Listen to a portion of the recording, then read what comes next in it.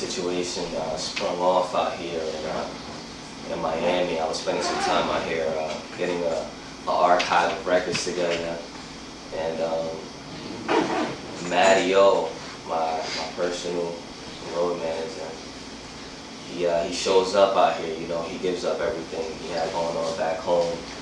He literally makes his way out here, and he says, you know, it's time to get to work. It's crazy because like the whole feeling even changed in the environment, like just in the air. The second he got here, I already knew it was like, I knew it was crunch time, you know. So Matty gets here, and he immediately hops on the phone. You know, he starts making calls, he starts booking venues, he starts sending out emails. Before I know it, we're en route to North Carolina. Craziest thing, man. We're riding out there. Probably the craziest stretch of a drive. What was it, like 8, 9 hours? Probably more, maybe like 10 or some crazy thing like that. But anyway, it was mad long. And we get out there. We meet the person that put the venue together. Shouts to my guy, Gamer Guy. You know, he's seen the potential in the work that I had going on, so he immediately offers me the ability to try out some of his new equipment on one of my records, you know. So we shot Never Felt Before, and it was dope, you know. It was my first time working with him. It felt so smooth though, you know. The video came out really, really, really dope. I get a lot of good responses for that. We head over to the venue, and they showed me so much love, you know. We had warmed up so much already, just as people being on the same page, you know, that getting to the venue felt absolutely comfortable. I felt like it was a part of my event too, you know, like as if I had threw it with him, so to speak.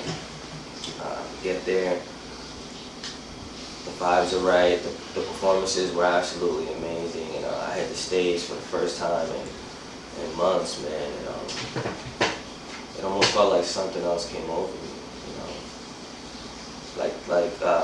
I like to call it my alter ego, man. Something else comes over me, and I start going in on stage, man, and I even tell the audience myself, you know, it's not even about this performance right now, you know. I'm doing this for my dream chasers. I'll say things like that, you know, like pay attention to the words, and I start to notice the people's faces, you know, and they're giving me that attention, man. It's the craziest feeling ever, you know. Things that you dream about doing, you start visualizing it for yourself. It doesn't become real until, for me, honestly, it is until I see the footage back. But you know, you kind of go into like this trance. I'm sure a lot of people that perform can relate. So we established a lot of good connects out there. You know, shouts to my guy Magic for coming out to one of my good friends out in North Carolina. It took like an hour and a half, 2-hour trip just to come see the kids. It was really cool. It was really cool. You know, North Carolina, we start heading in the direction of Philly. You know, our next venue was at Philly. Our next event was at Philly. We take that drive, not as long as the trip from Miami to North Carolina, but North Carolina to Philly was smooth, you know, something light. We were gonna lay over in Jersey because my mom lives in Jersey. Maddie's dad lives in Jersey, and we laid over in Jersey. You know, at this point I hadn't seen my family for maybe like 3.5 months. You know, let me ask you, Matt, because I don't be knowing names like that. Is she comes out in the cities? I don't know that. Yeah, she is. ¿De dónde es usted? And it was one of the most coolest experiences ever, man. I get to the door, I see, she wasn't even there first, to be honest. Like, I'm thinking she's gonna be home. I tried to surprise her. I guess my sister didn't orchestrate that. Cool enough. But I finally get to see her. And, yeah. En medio de tormenta y de tempestades y tranquilidad. De la vida. ¿Y cuál es tu schedule estos días? ¿Tú estás aquí? No, sí. Pensaba ir mañana acá a Washington. Yo vengo a venir con Donita. Oh, no, pero yo no voy a salir mañana. No? Estoy aquí. Yo vengo temprano. When? I'll come early and chill with you. When? Tomorrow. At work. Damn, son. Ya sé, pero ella trabaja. You about to pop like tomorrow. Ellos vuelven. Man, gotta get money. What? It's the last day. Tomorrow's your last day? What Yeah. time you get off? Tomorrow. Oh, because you have such a long day tomorrow. God. I mean, it's summer Fridays, you know. Yo creo que Stephanie llega el domingo. El domingo que viene ya. Domingo. Yeah, I think it's Right? I'm Sunday. Sunday. Pero yo no la tengo que buscar, quien la busca la mamá de Jason. Right. Tenemos para qué. Oh, but They you're, would turn Digo, la money. guardia. you're still gonna be here though. I have 2 studio sessions set up On out here. on Monday. We're trying to set it up between tomorrow and the next day. What do you So- got Monday? It's a None. holiday. Monday Monday we we're chill, looking, we're Tuesday looking we to pull up, travel right? to DC within Monday Monday night and and Tuesday. It was one of the most amazing experiences of my life, man. It makes me remember the reasons why. Not to say that I forget, but like, I just gotta do it for my mom, you know. A lot of people growing up would look at us and they see how different we would look, and they wouldn't really understand why, you know. The only thing they could piece together was that, you know, we spoke Spanish to each other, so they knew something's up. And, you know, she's my guardian angel. She literally saved my life at a time where my life needed to be saved. She was fresh here from Puerto Rico, and my biological mom at the time was going through her personal difficulties, and the system, you know, had to step in. You know, I was a baby, and here comes this single Puerto Rican mom, ready, willing and able to just, you know, like take me in, different race, everything, but nothing mattered, you know. All she knew was that she seen me and I was the one. So she fostered me and my sister, you know. She taught me all of my values, man. She gave me everything. My faith, God, you know what I'm saying, going to church. I sing because I go to church. You know what I mean? I owe it to her. I remember that as a kid, I was about, maybe 2, 3 years old. I would always look up to her. I could vividly remember saying to her, you know, Mom, one day I'm gonna get you a red car, you know? So, I could honestly say that this whole journey is for that red car. I have to do this for that red car. You know what I'm saying? I will stop at nothing until I get that red car. There was a time when I didn't live with my foster mom, and we lived with my biological mom, me and my sister, and this had to be one of the craziest times of my life because we were like physically abused as kids. So, long story real short, after things hit the fan, you know, and the whole heading back into the system situation, you know, she stepped in and she saved her life, not once but twice. You know what I'm saying? I owe her a lot. I owe her my life, man. So this is what that journey is about. So Jersey turns into Philly. We get that inspiration. She gives me her blessings. She sends me off. Now I feel extra ready. I feel extra ready to just do anything at this point. You know, before I was out in Miami, I came out here not knowing if I had to stay out here, what was gonna happen. A week turned into a month, turned into 3 months, but I pulled through it. You know what I mean? By the grace of God, amen, amen. And now I was being sent off with my mom's blessings. That's a whole nother level of readiness. So we hit up the show, Philly, going.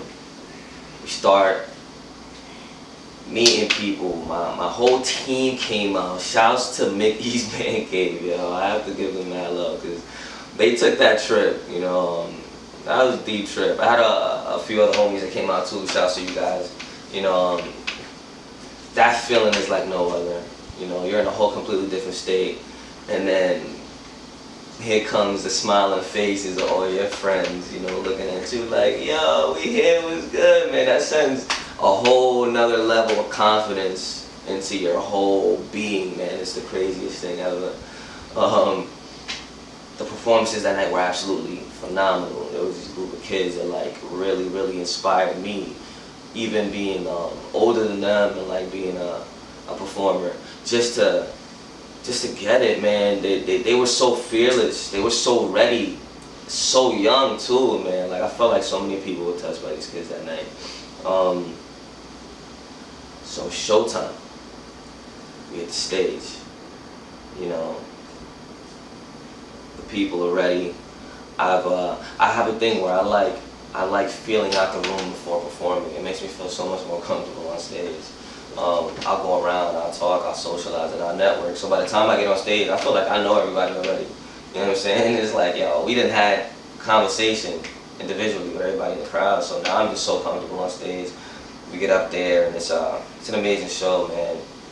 Every show just feels better than the last. This one felt strong, you know. Go in, kill it.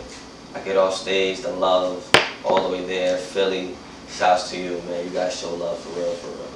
I got a chance to sing to the bartender, you know what I'm saying? She was testing my skills a little bit. I had to step over one time, like, listen, I do this, alright? But it was cool, it was cool. Security guard that was there, you know, he's been working at this specific venue since it opened up. So he was just like, you know, let me hear a little something a cappella. I go in, he super loved it. We established that network and connection. Now we have that venue on deck. It's like, it's money. It was dope, you know. I had one of the most thrilling and exciting nights, and it was only the beginning. So after Philly, get in the car, we head straight to Virginia Beach. Virginia Beach was cool. See, Virginia Beach, me and Virginia Beach go back. One of our main studios is there, America's New Dope. So I've been going back and forth there for a little while now. I established some good friendships with some people on the team there. Man, that's our safe haven, that's our escape. We go out there, we lock into the studio for multiple days at a time. We were in there for like, what, 4 or 5 days, man? It was crazy.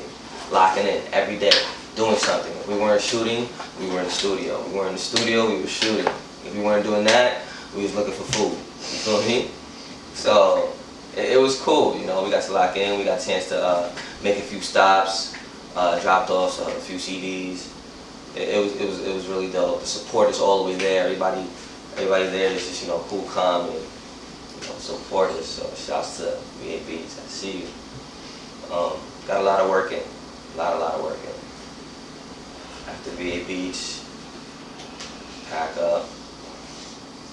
We make the longest stretch to Memphis, Tennessee. Let me tell you a little bit about Memphis. Memphis was mad dope. This had to be one of the most thrilling and like exciting places I've ever been to. The culture there is rich, especially on the music scene, you know. A very cultured place. We get to Memphis, shouts to my man Snow London, shouts to Team Yayo, shouts to Snooty Wilds.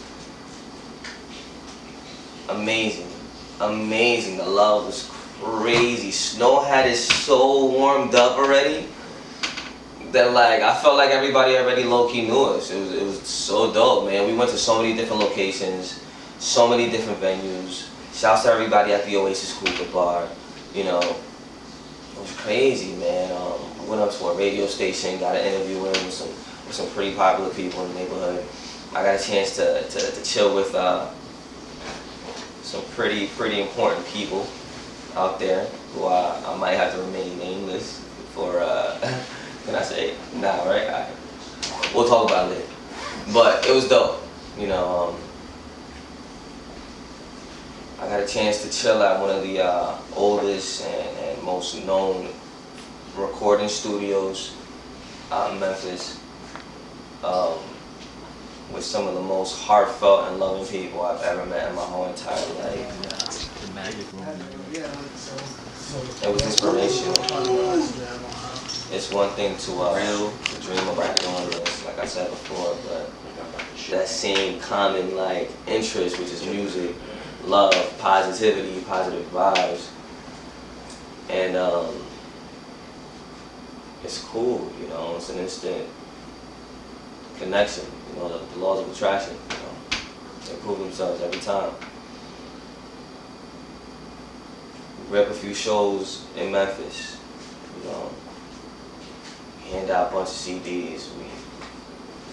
We established some good connections, and then we pack up and we take that drive back to Miami.